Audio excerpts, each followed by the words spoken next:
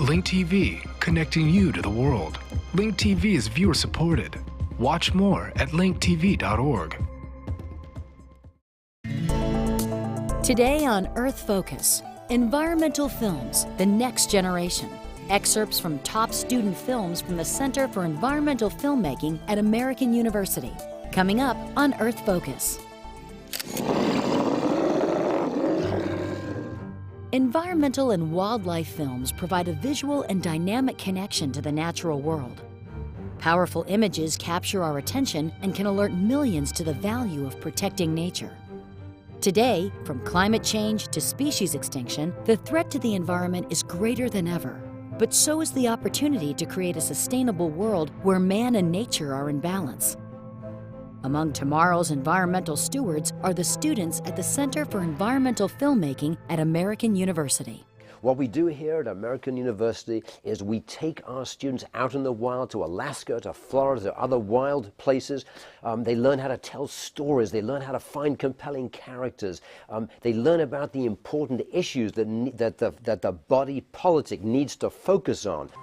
Hands-on training is the trademark of the Center for Environmental Filmmaking. Since 2005, the center has been shaping a new generation of environmental and wildlife filmmakers. A generation with a fresh eye, a keen vision, and up-to-date skills to tell the environmental stories of the 21st century.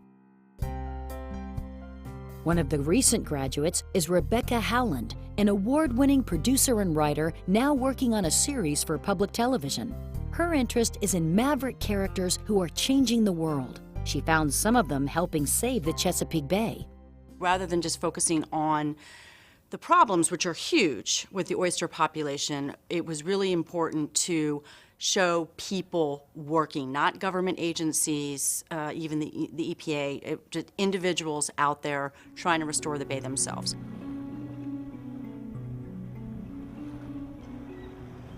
Oysters. What most people know about them is how they like them prepared. While oystering is a valuable commercial fishery, oysters have tremendous ecological worth, primarily their ability to purify the water they filter for their food. The oysters filter 50 gallons of water per day. The more oysters we have, the cleaner the bay is going to be.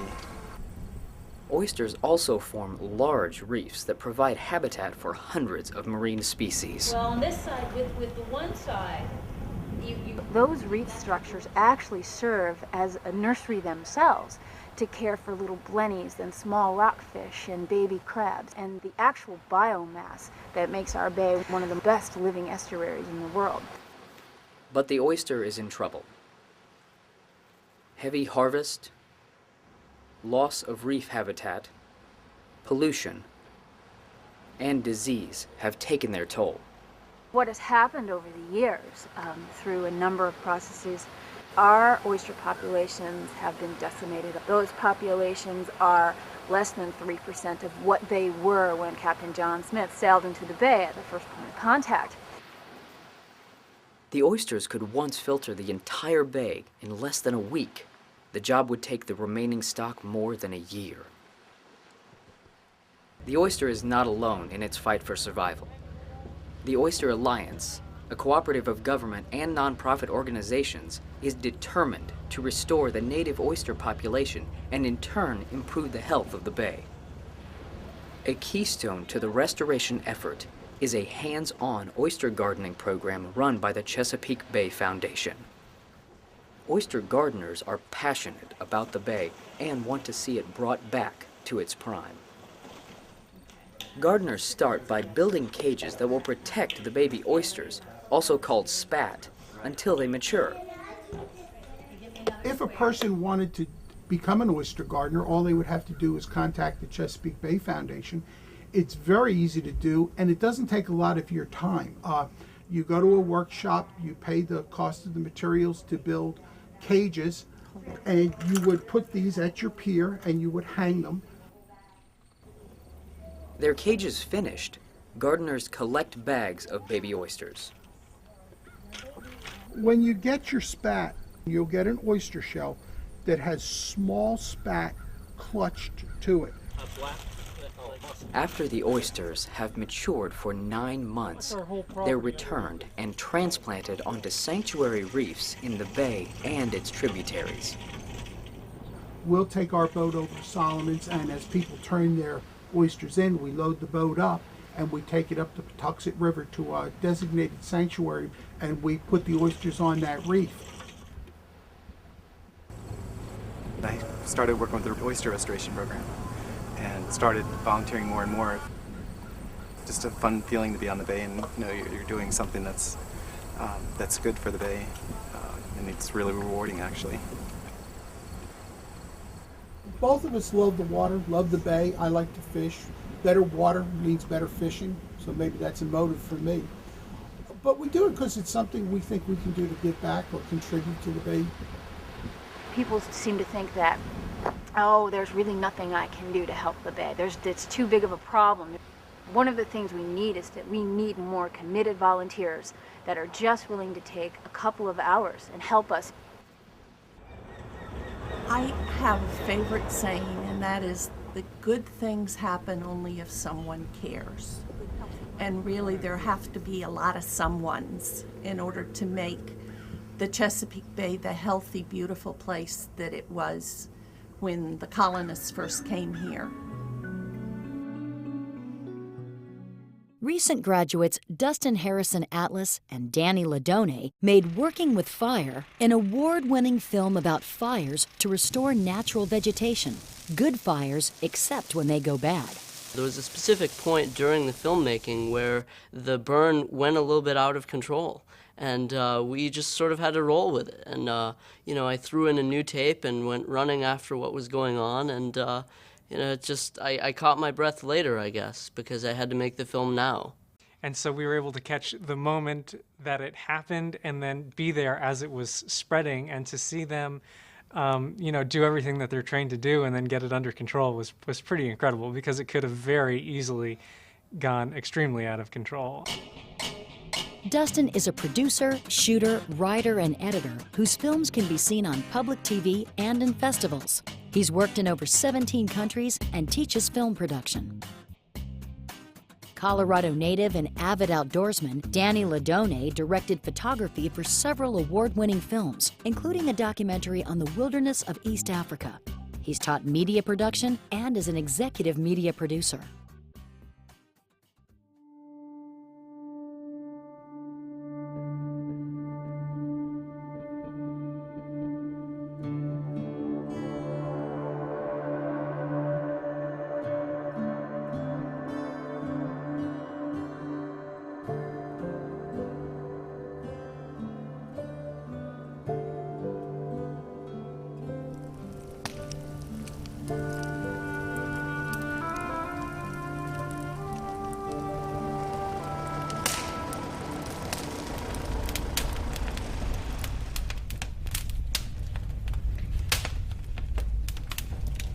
Really, the overall goal of our land is to restore the land back to what, pre-European conditions were. Really what we want here is a southeast wind, and it keeps switching. It's coming from the east, and then sometimes it's switching to the northeast, and then they predicted east and then switching to southeast by the afternoon. Bob, you'll be watching for spot overs. Because when the fire really gets going, you can have burning embers that'll carry into that field over there, and they can carry a quarter mile. So that's why we have the water, is to get those put out, because we need to stay in this block.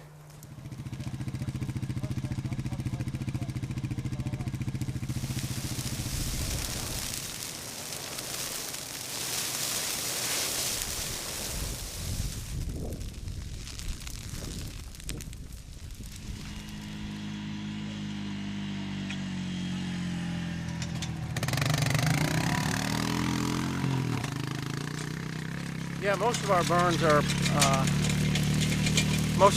are places that have not been burned yet. 25, 30 years probably without a burn like this. So the goal is to get everything burned once. But areas that haven't been burned for a long time, it takes 3 or 4 burns to get things back the way they should be. Then the burns aren't so intense. They're just low intensity ground fires. and it makes it a lot easier. And you can burn larger blocks. The big trees will be fine. Some of these smaller trees, we want those to get burned up anyway. There's too many. Man, come on! Oh.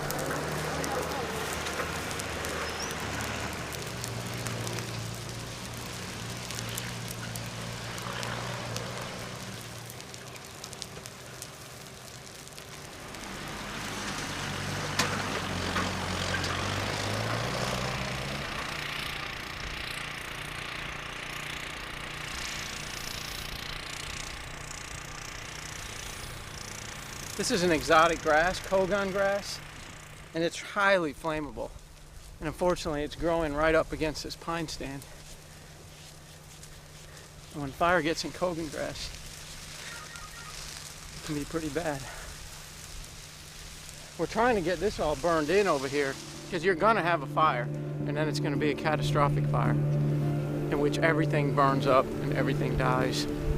Hopefully I'll bring the grandkids back here and we'll see mature longleaf pine forest, if I'm still around, that looks the way it looked, 200 years ago. I mean, that's the goal. It's going to take a long time to restore this land. I mean, it was heavily degraded for a long time, but, these are all the first steps, what you're seeing today. San Francisco native Brian Kelley won an award for his film On the Fence, which shows how a fence built to reduce conflict between people and wildlife in Botswana enables people to see nature in a new way. People like Rasta, a hunter turned artist. What I was really interested in was looking at human perceptions of the environment, and whether that's here in the States or abroad, there's kind of this perception that environment and where humans live is very separate. There's a clear division between the two. And what I was looking at was, how does a division between environment and humans change our perception of how we interact with the environment?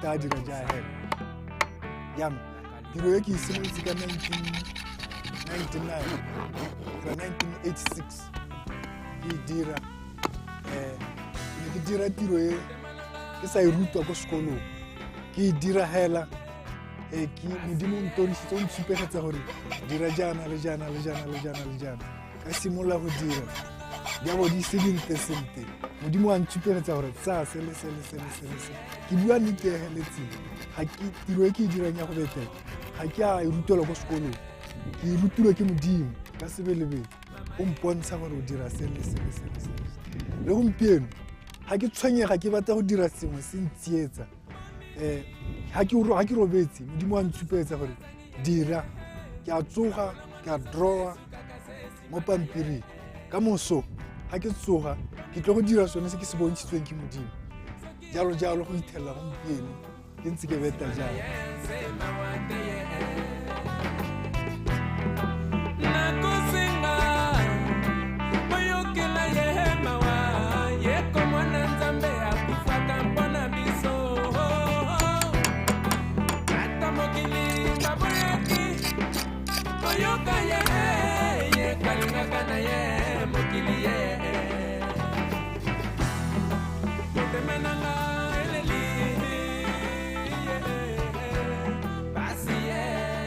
O ka se tsosa sethari se sa simolola sa bereka sente sa sologela batho mosola bajanala le bone ba bona gore sethari se ke sethari se se tshelang mme se ne se sule o bo se tsosa o se tsenya mo gore se ka dirisiwa o se ntsha mo gore se jiwe ke mothwa o se ntsha mo gore se gotswe molelo o se ntsha mo gore se jiwe ke mmu o bo se tsosa se dira o se tsenya mo botshelong mo se ka berekang sa buisa dio tse dintsi dithari tse di omeletseng di na le mosola batho ba tshwanetse gore ba di thokomele thata ba se ka ba tsaya gore ke dikgong hela tse di ka gotswang molelo ba tsegela gore ke dikgogo tse di ka dirang botshelo ja bone ba tshela sente ba dirisa dikgogo tse di omeletseng gobane dikgogo modimo o dirile dio tse gore re ithuse ka tsone modimo o dirile talente o itsentse mo dithaloganyong tsa rona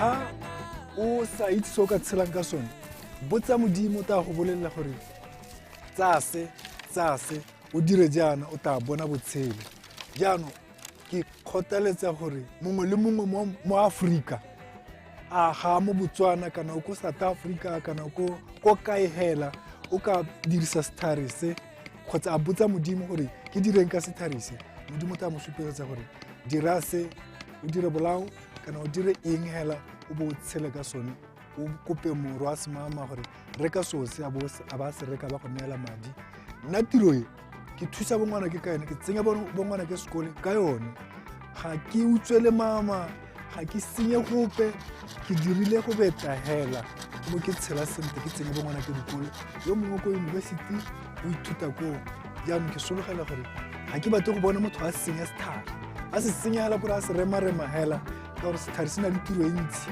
se aga mantu o kgona go aga ntlo e tona ya flats ka sethare se se tona hela gore rena dikgogo tse di omeletseng o tla o dira ntlo hela e nte ka dikgogo.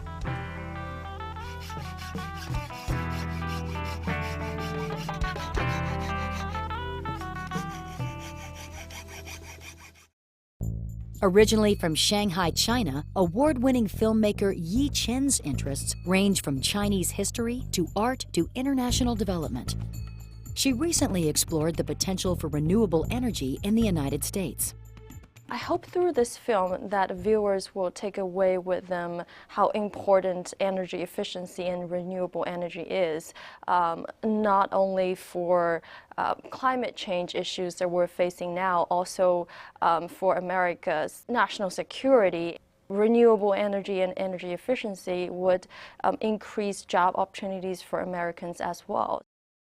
We spend about $1 billion out of our economy every single day of every year to pay for imported oil. Renewable energy can be a strong economic impact in communities by creating jobs and a stable economic base. Instead of manure being considered a waste, I consider it a resource. Forests provide ecosystem services that we take for granted.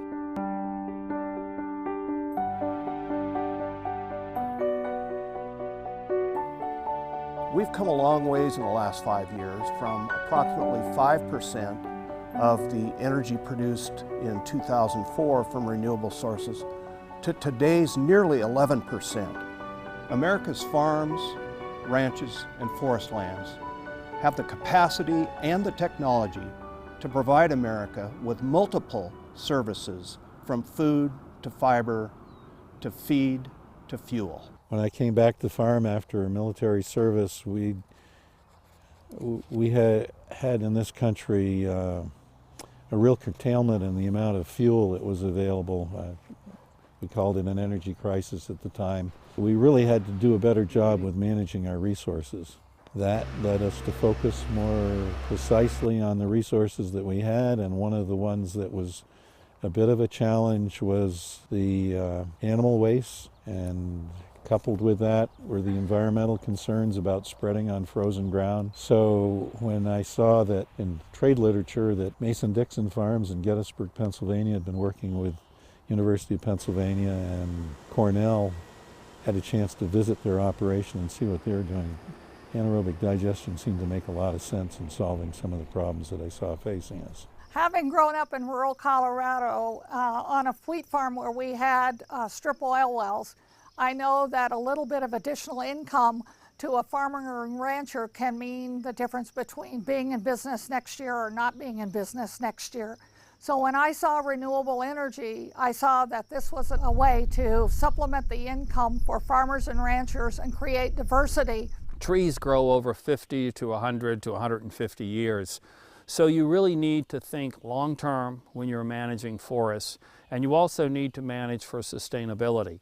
Sustainability means that the resource can renew itself so that when you harvest a stand of trees, more trees will come back. And the advantage of that renewable resource is that we in the United States can provide that as part of the energy market. The digester actually helps reduce greenhouse gas emissions that normally would occur if you didn't capture those wastes and put them through the anaerobic digester. This also may be down the road an income opportunity And by using the gas from the digester, we can run an internal combustion engine, hook that to a generator, and produce electrical power that we can actually sell to the grid.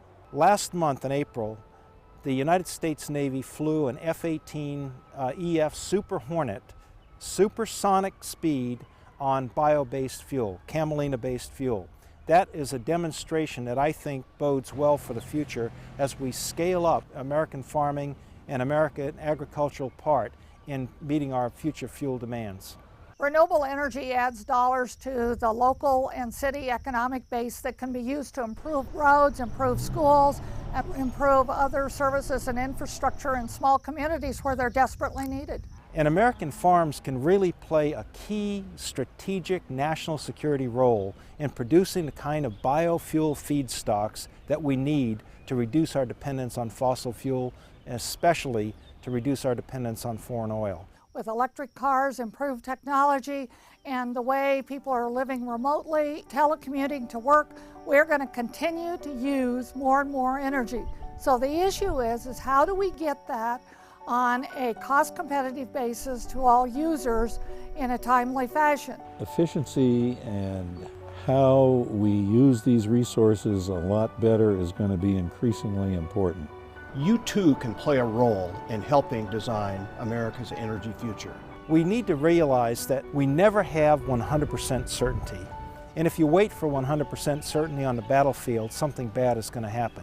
So let's take a look at the indicators and warnings and trends and take prudent actions that will not only do something about climate change, but even more importantly, will create a much more secure and prosperous economy for the United States of America.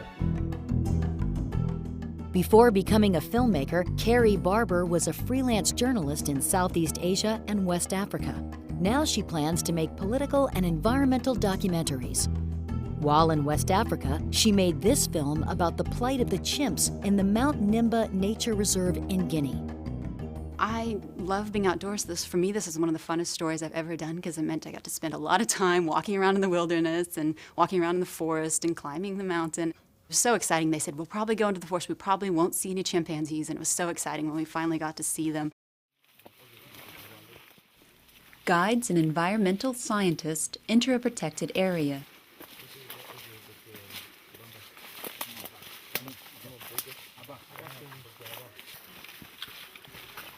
They wind through a maze of forest and savanna, searching for chimpanzees.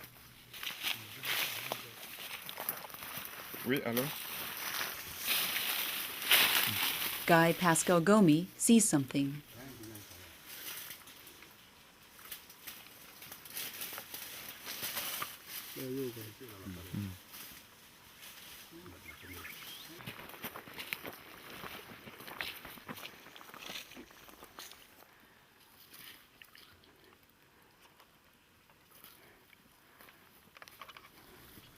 "13 chimps live in this area called Busu.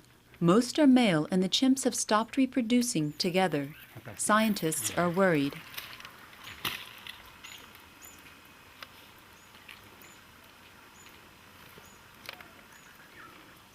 Nearby, there's a larger colony of chimps living on the slope of a mountain called Mount Nimba. The groups used to mate, but years of deforestation by humans have left these 13 chimps separated from the rest. Scientists are hoping they can help. Donc si on met le corridor, peut-être ça nous permettra d'avoir d'autres chimpanzés de Nimba ici. The corridor he is talking about would be a pathway of trees and plants that chimps can eat, which would allow the two groups to travel back and forth, to mingle per se, and hopefully to mate.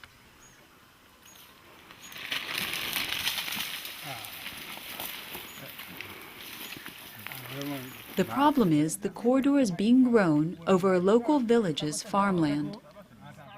Avant, on cueillait d'autres, on met sur la route des chimpanzés, on dit voici votre pas. But now the chimps and the villagers are competing for resources. The team goes to inspect the area where they're planting the corridor. There is a fire in the distance. Some of the planting has already been sabotaged by arson.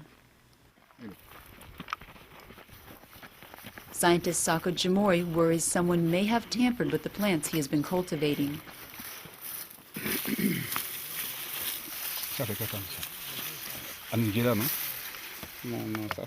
Everything is fine. For generations, Bakata Siomi's family farmed and raised cattle on the land which UNESCO, the United Nations Scientific, Educational, and Cultural Organization, lists as a strict nature reserve, meaning it cannot be used for cultivation, hunting, or mining. Because of concerns about the chimps, these rules are now being strictly enforced.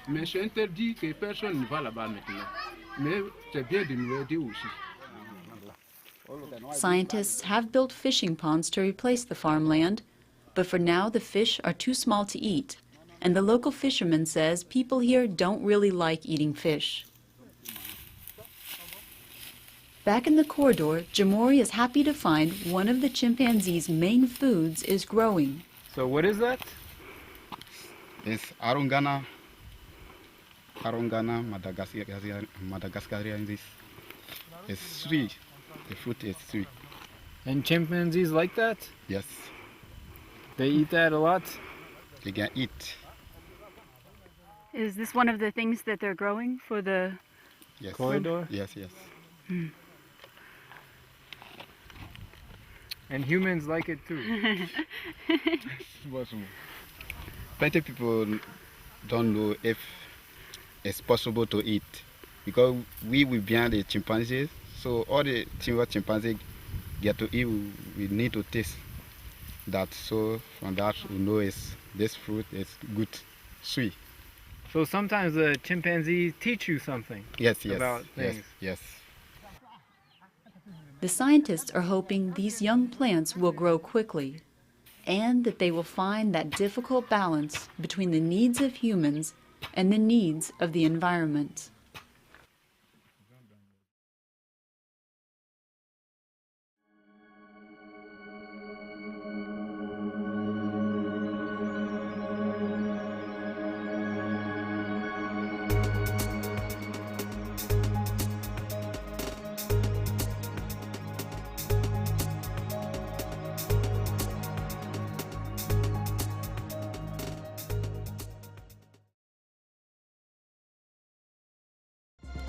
Link TV is the only U.S. network dedicated to global and national news, uncompromising documentaries, and diverse cultural programs. Programs which connect you to the world. To learn more, visit linktv.org.